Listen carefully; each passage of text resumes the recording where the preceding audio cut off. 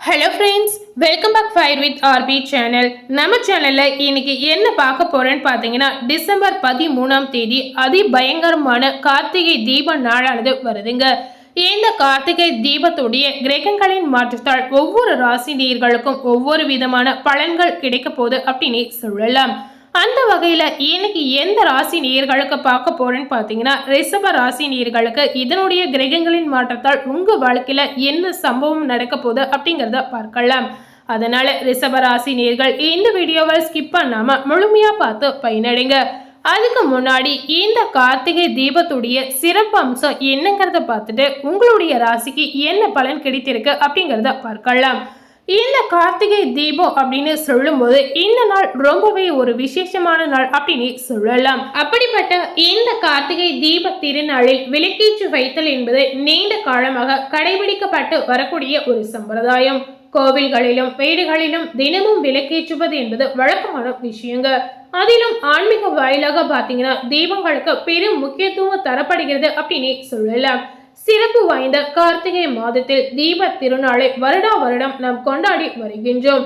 So இந்த நாள் ரொம்பவே ஒரு மங்களகரமான நாள் அப்படின்னு சொல்லலாம். விளக்குகளில் பார்த்தீங்கன்னா நிறைய வகைகள் இருக்கு அப்படின்னு சொல்லலாம். அதாவது விளக்குகளில் பார்த்தீங்கன்னா 5 முகம் கொண்ட விளக்குகள், ஒன்னிலிருந்து அந்த மாதிரி பல வகைகள் இருக்கு அப்படின்னு சொல்லலாம். அதிகாலை சூரியன் உதிக்கும் முன்பு, மாலையில் அந்தி சாயும் முன்பு வீட்டின் வாசல் தெளித்து கோலமிட்டு உங்களுடைய மனதை ஒருமுகப்படுத்தி விளக்கேற்றினால் நல்லது நடக்குங்க. இதனால உங்க வாழ்க்கையில நேர்மறை சக்திகள் நம்மை சூழ்ந்து உங்களுடைய வாழ்வில் இருள் விலகி ஒளி பிறக்க செய்யும் அப்படின்னு சொல்லலாம். அதாவது பொதுவாகவே விளக்குகளில் 5 முகங்கள் இருக்குங்க. இந்த 5 முக விளக்குகளை அனைத்து நேரங்களிலும் நம்மால் ஏற்றி வைப்பது என்பது நம்மளுடைய நடைமுறைக்கு ஒத்து வராது அப்படின்னு சொல்லலாம். ஆனால் ஒரு முகமோ 2 முகமோ தினமும் நீங்க விளக்குகளை ஏற்றலாம். ஸோ முடிந்த அளவுக்கு இந்த மாதிரி நீங்க ஏற்றலாம். அதாவது ஒவ்வொரு முகத்திற்கும் ஒரு அர்த்தம் இருக்கு அப்படின்னு சொல்லலாங்க. அதே போல விளக்கு ஏற்றுவதற்கு சிறப்பான திசை கூட இருக்கு அப்படின்னு சொல்லலாம். தீபத்தை வடக்கு திசை நோக்கி ஏற்றுவது நம்மளுடைய அறிவு வளர்ச்சியும் செல்வ வளர்ச்சியும் தரும் அப்படின்னு சொல்லலாம். அதே போல கிழக்கு திசையில் நீங்க தீபங்களை ஏற்றிங்கன்னா உங்களுடைய துன்பங்களை நீக்குங்க. அடுத்ததாக மேற்கு திசையில் நீங்க விளக்குகளை ஏற்றும் போது உங்க வாழ்க்கையில இருக்கக்கூடிய கடன் தொல்லைகளையும் தோஷங்களையும் போக்கும் அப்படின்னு சொல்லலாம். எக்காரணத்தை கொண்டும் பார்த்தீங்கன்னா தெற்கு திசையில் தீபங்களை ஏற்றக்கூடாது அப்படின்னு சொல்லப்படுது. அதே போல விளக்கு ஏற்றுவதற்கு சிறப்பு எண்ணெய் இருக்கு அப்படின்னு சொல்லலாம். பொதுவாக நல்லெண்ணெயால் விளக்கேற்றலாம். அதே போல 5 வகையான இருக்கக்கூடிய எண்ணெய்களை வைத்து நீங்க விளக்கேற்றலாம். அதாவது வேப்ப எண்ணெய், இலுப்பை எண்ணெய், தேங்காய் எண்ணெய், நெய் மற்றும் விளக்கெண்ணெய்.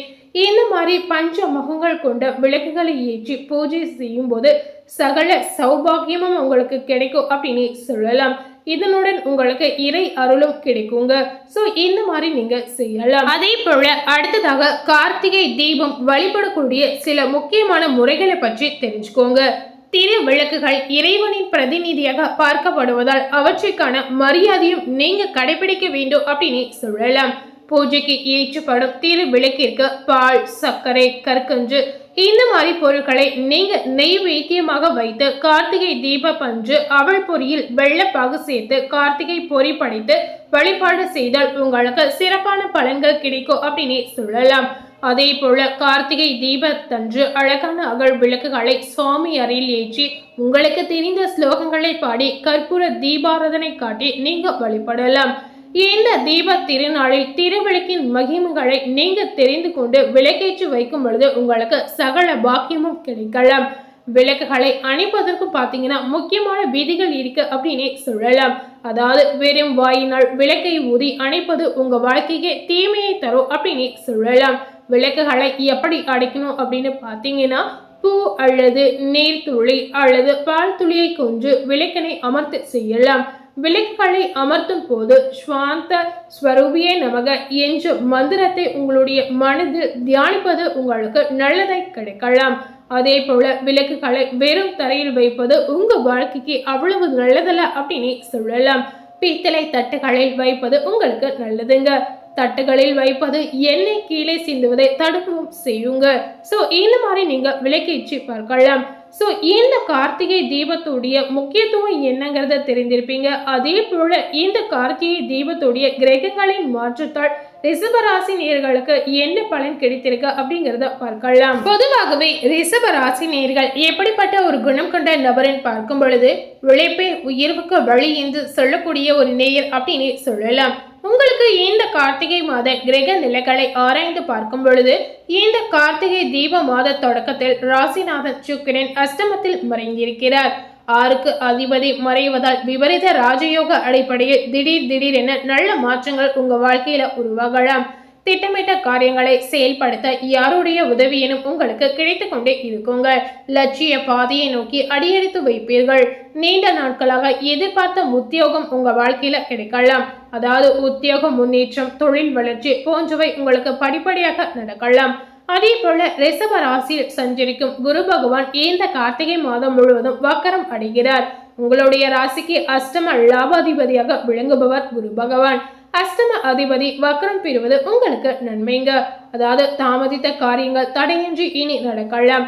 கரைந்த சேமிப்புகளை ஈடு கட்டுவீர்கள். பெண்வழி பிரச்சனைகள் நல்ல முடிவிற்கு வரலாம்.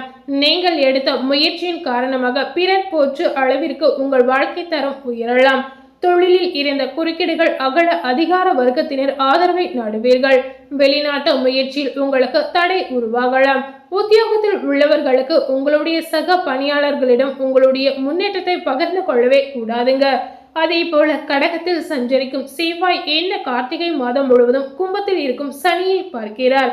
உங்களுடைய ராசிக்கு 7, 12 ஆகிய இடங்களுக்கு அதிபதியானவர் செவ்வாய் பகவான்.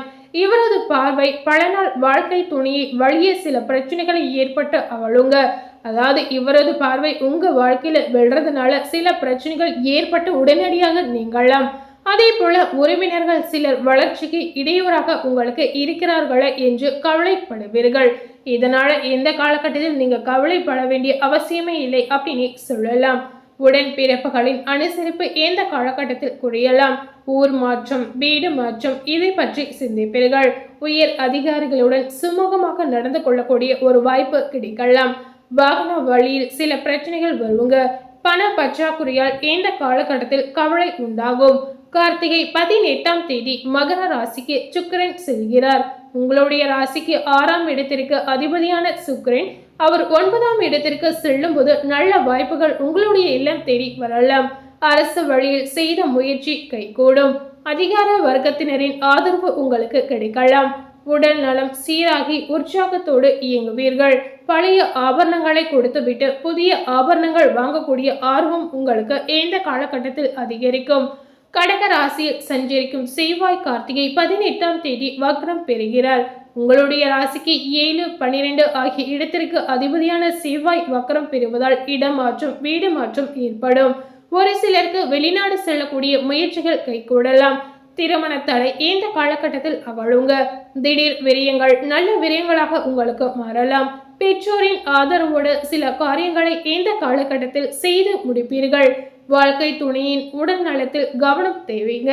பொது வாழ்வில் உள்ளவர்களுக்கு செல்வாக்கு அதிகரிக்கும். வியாபாரம் மற்றும் தொழில் செய்பவர்களுக்கு எதிர்பார்த்த லாபம் இந்த காலகட்டத்தில் கிடைக்கலாம். உத்தியோகத்தில் உள்ளவர்களுக்கு வேலைப்பளு அதிகரிக்கும். கலைஞர்களுக்கு சந்தர்ப்பங்கள் சாதகமாக அமையலாம். மாணவ மாணவிகளுக்கு நினைவாற்றல் அதிகரிக்க பயிற்சி மிகவும் அவசியம். பெண்கள் உங்களுடைய பிரச்சனைகளில் இருந்து விடுபட வாய்ப்புகள் கிடைக்கலாம். மருத்துவ செலவுகளை இந்த காலகட்டத்தில் தவிர்க்கவே முடியாதுங்க. அதே போல ரிஷப ராசி நேயர்களுக்கான அதிர்ஷ்ட நிறம் பார்த்தீங்கன்னா பச்சை நிறங்க. ஸோ இன்னைக்கு நம்ம சேனல்ல ரிஷப ராசி நேயர்களுக்கு இந்த கார்த்திகை தீபத்துடைய கிரகங்களுடைய மாற்றத்தால் உங்களுடைய ராசிக்கு என்ன பலன் கிடைத்திருக்கு அப்படிங்கிறத இந்த வீடியோ முழுமையா பார்த்து தெரிஞ்சிருப்பீங்க. அதே போல இந்த கார்த்திகை தீப திருநாளுடைய முக்கியத்துவம் சிறப்பு என்னங்கிறதையும் முழுமையா பார்த்து பயன் அடைந்திருப்பீங்க. ஸோ கண்டிப்பா ரிஷபராசினியர்கள் இந்த வீடியோவில் சொல்லியிருக்க பலனுக்கு ஏற்றவாறு நீங்க நடந்து கொள்ளலாம். ஸோ இந்த வீடியோவை நீங்கள் பார்த்து பயனடைந்த மாதிரி உங்கள் ஃப்ரெண்ட்ஸ் அண்ட் ஃபேமிலி பார்த்து பயனடையணும்னு நினச்சிங்கன்னா இந்த வீடியோவை உங்கள் ஃப்ரெண்ட்ஸ் அண்ட் ஃபேமிலிக்கு லைக் பண்ணி ஷேர் பண்ணுங்கள்.